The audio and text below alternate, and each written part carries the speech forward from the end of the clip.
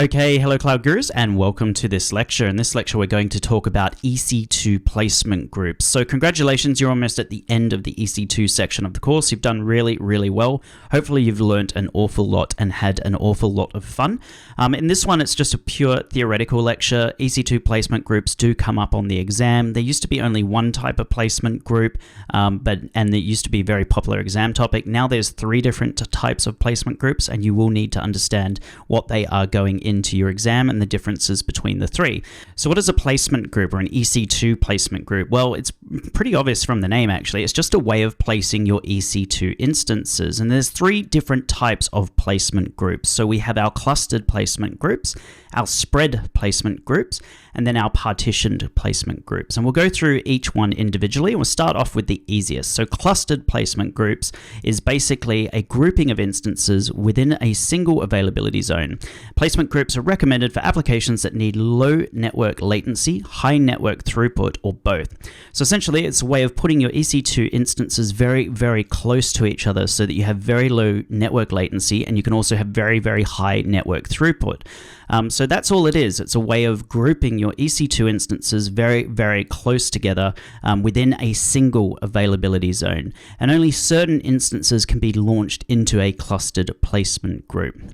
We then have our spread placement group, and this is basically the opposite idea. So it's a group of instances that are each placed on distinct underlying hardware. So these will be on separate racks with separate network inputs as well as separate power requirements. So if you have one rack that fails, it's only going to affect that one EC2 instance. So spread placement groups are recommended for applications that have small number of critical instances that should be kept separate from each other. And you can have spread placement groups inside different availability zones within one region. And with a spread placement group, I want you to think of individual instances. So this individual EC2 instance is on this individual piece of hardware, and it's completely isolated from this individual EC2 instance and this one, etc. So if a rack does go through and fail, it's only going to affect the one instance.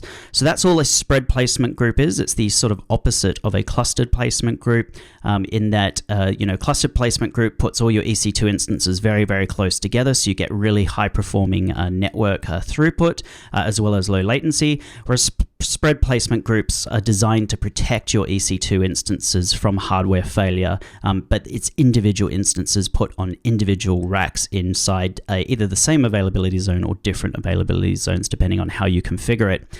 We then have partition placement groups, which are very similar to spread placement groups, except you can have multiple EC2 instances within a partition. So when using partition placement groups, Amazon EC2 divides each group into logical segments called partitions.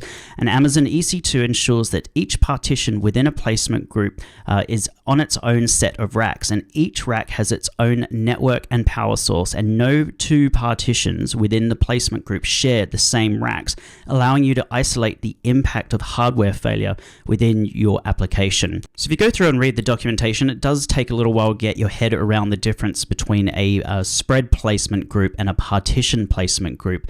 And basically the difference is you can have multiple instances in a partitioned placement group. So you can have multiple instances on this rack, and you can have multiple instances on this rack, and this rack is completely separate to this rack. So EC2 instances are basically sitting on partition 1, and then you've got a whole bunch of EC2 instances sitting on partition 2. That's a partitioned placement group. But if you're dealing with individual EC2 instances, then that's a spread placement group. So a spread placement group is for a single instance, partition placement groups are for multiple instances, and then your clustered placement groups are just a way of putting everything as close together as possible. So on to my exam tips. Just remember the 3 different types of placement groups. So we've got our clustered placement groups, our spread placement groups, and our partition placement groups. So what is the use case for a clustered placement group? Well, it's for low network latency and high network throughput. So you want your EC2 instances to be as close to each other as possible. they'll always be in the same availability zone in the same region. Our spread placement group is where we've got individual critical EC2 instances, and we need them to be on separate pieces of hardware. So if one piece of hardware fails, it's going to isolate that EC2 instance. It's not going to knock out two EC2 instances at once. It's only going to be that one EC2 instance. So that's all a spread placement group is. And then partitioned is for multiple EC2 instances. So use cases for this could be HDFS, HBase, and Cassandra clusters. So partitioned is basically just multiple EC2 instances, whereas spread is individual critical EC2 instances. A clustered placement group can't span multiple availability zones, whereas a spread placement and partitioned placement group can, but they still have to be within the same region. The name that you specify for a placement group must be unique within your AWS account. Only certain types of instances can be launched in placement groups. So these are things like compute optimized, GPU, memory optimized, and storage optimized as well. AWS recommend homogeneous instances within clustered placement groups. So if you are doing a clustered placement group, you want to have the same EC2 instance types inside that clustered placement group, or at least that's Amazon's recommendation. You can't merge placement groups, and you can move an existing instance into a placement group, but before you move the instance must be in the stop state, and you can move or remove an instance using the AWS CLI or SDK, but you can't do it via the console just yet. So that is it for this lecture, everyone. We're almost at the end of the course. In the next lecture, we're just going to have a quick look at Amazon's Web Application Firewall, or WAF, and then we're going to summarize everything that we've learned in this section of the course. So if you've got the time, please join me in the next lecture. Thank you.